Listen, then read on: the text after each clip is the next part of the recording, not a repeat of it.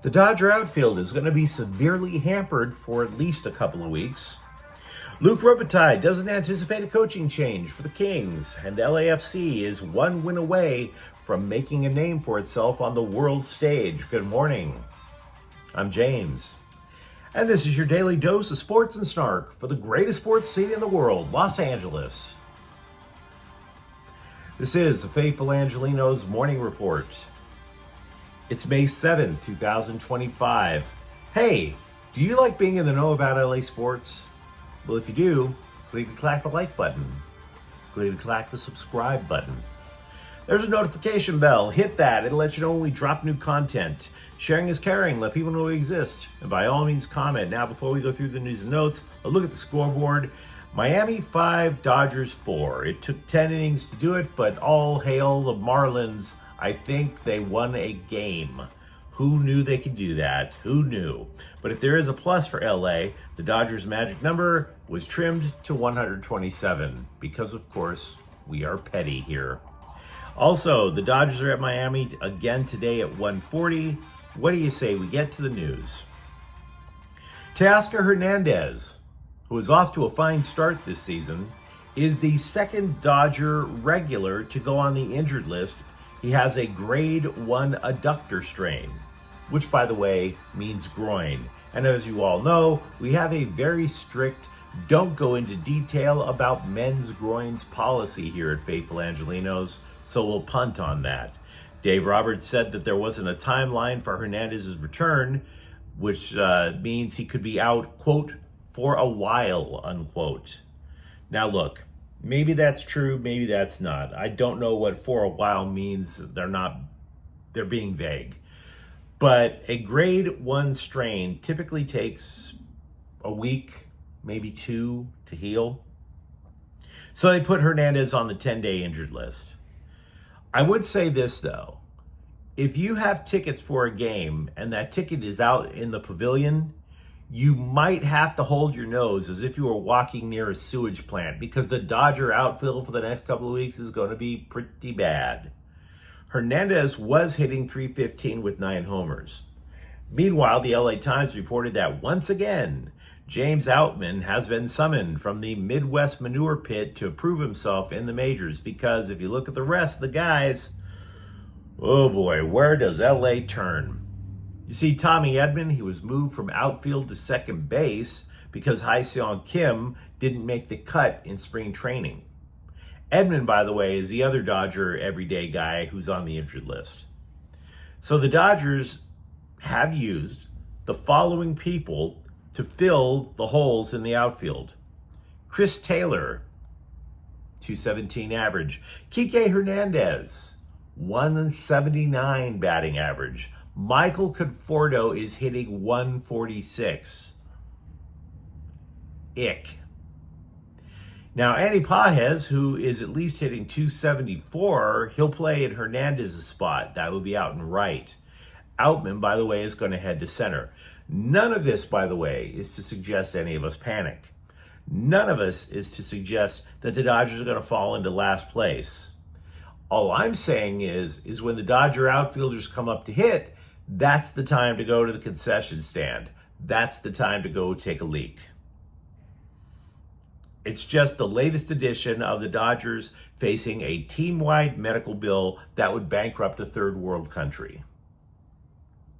Now, as for other news with the Dodgers, Kim's spot in the majors, as we're finding out, is only going to be temporary. Dave Roberts said that once Edman regains his health, the former KBO star is going to continue to work on his swing back in AAA. And JP Fireeisen is back in the majors. He did pitch for the Dodgers a couple of years ago. He is going to replace Yoendrys Gomez, who is designated for assignment. Kings president Luc Robitaille met with the scribes yesterday and said Coach Jim Hiller is unlikely to change his LinkedIn status to looking for my next exciting opportunity. Hiller's status, as you might imagine, would be pretty shaky, considering the guy who hired him, Rob Blake, is out on the street. But Robitaille said, quote, "Your general manager, you want to give him the freedom. You don't want to lock up a new person that's coming in. But the record of what Jimmy has done this year is really, really good. It would be really hard for any GM to say, well, this guy shouldn't come back. He's been really good. I think Jimmy's a great coach, and I fully think that this guy is coming back for sure, unquote.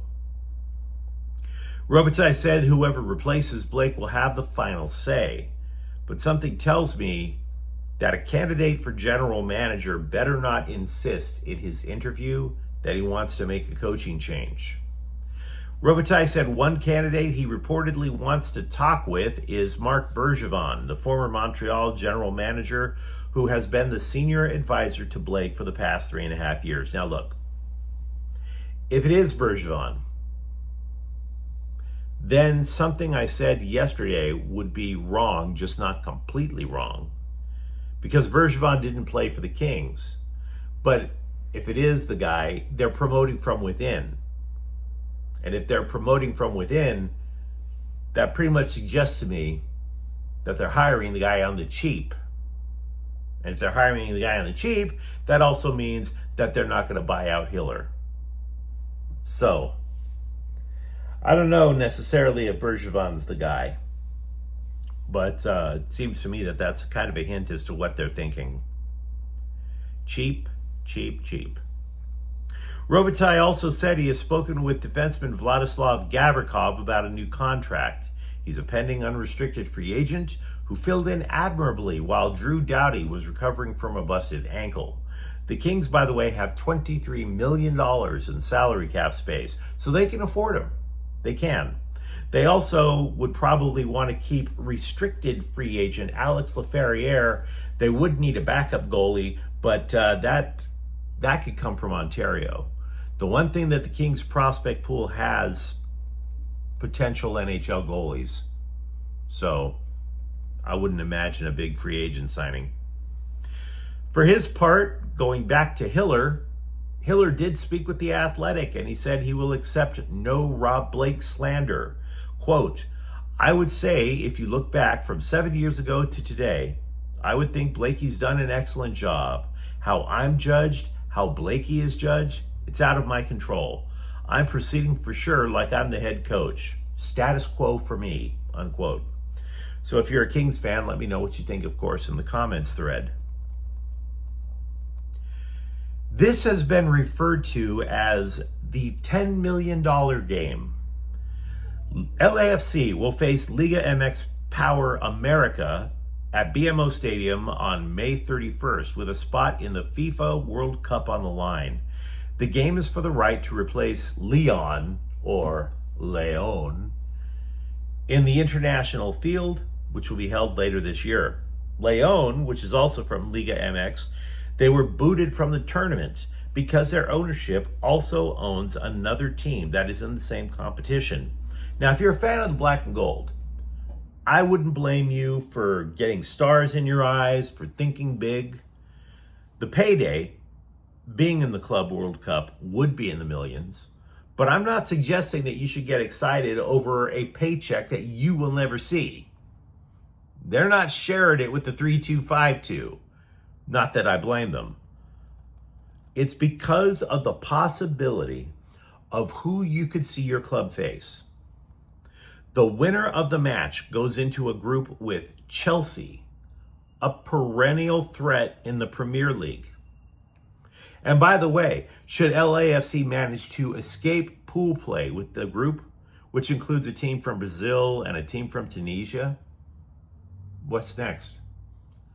Manchester City, Real Madrid, Bayern Munich, Paris Saint-Germain. Just qualifying for the tournament puts the club, LAFC, in the global spotlight. Now, they wouldn't be the only team that's in the global spotlight with MLS. Seattle, for example, is already in the Club World Cup. The Galaxy, they're a worldwide brand. They've had 6 MLS titles. Inter Miami, because, of course, Lionel Messi. So LAFC could actually very much increase its status amongst world clubs, provided that they advance to this. All they have to do is beat America on May 31st. Here is something that would make your skin crawl on a beautiful morning. Laker legend, former Laker coach, I might add, Byron Scott has been accused of sexually assaulting a 15-year-old back in 1987. There is a lawsuit from the accuser, papers of which were obtained by the Daily Mail. The alleged victim was a student at a K-12 school. Scott was there to film an instructional video. What the lawsuit is alleging is that Scott isolated the victim during a tour of the place and then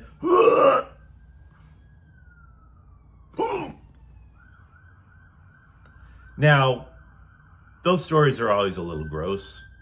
And by a little, I mean they're hella gross. But we don't know if they're fact, so I can't say that it happened. And you, if you are a Laker fan, and I am a Laker fan, you might come back to me and say, dude, this is an accusation from the 80s. Sounds kind of sus, right? And I would be inclined to go along with you, but Scott admitted to the sexual contact. Or sexual contact with the accuser. He said he thought the girl was 18.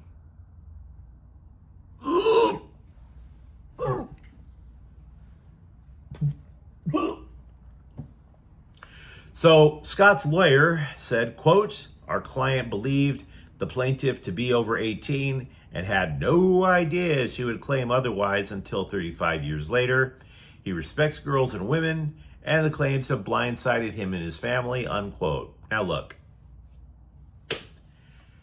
this really puts the Showtime Lakers again under a spotlight we would rather not have them be. Let's just be honest.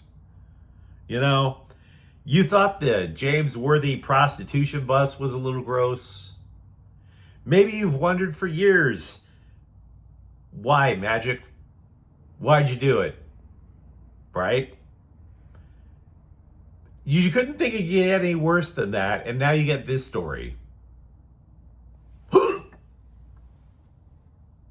So yeah, lawsuit, not saying he did it, but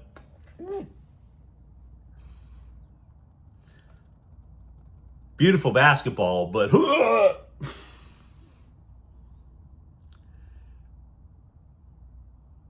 is your skin crawling? Mine is. UCLA addressed special teams for the football team Tuesday. They have landed punter Will Carroll, who is transferring in from Tulane. He averaged more than 42 yards per punt in the 2 seasons where he played out in Nolens. It's not that he's elite. It's simply that he solves a definite problem that the Bruins had. Mateen Bagani served as both the kicker and punter last year. It's special teams for a reason. You're supposed to specialize in one thing. Asking Bagani to double down wasn't particularly helpful, so this solves a problem. But you let me know what you think in the comments thread. Talk to me, for example, about the state of the Dodger outfield. And are you comfortable with what Luc Robitaille said about the Kings' immediate future? And if you enjoyed the content, don't forget to subscribe to Faithful Angelenos. We talk LA sports every single day here. Thank you for watching. I'm James. We'll be back tomorrow.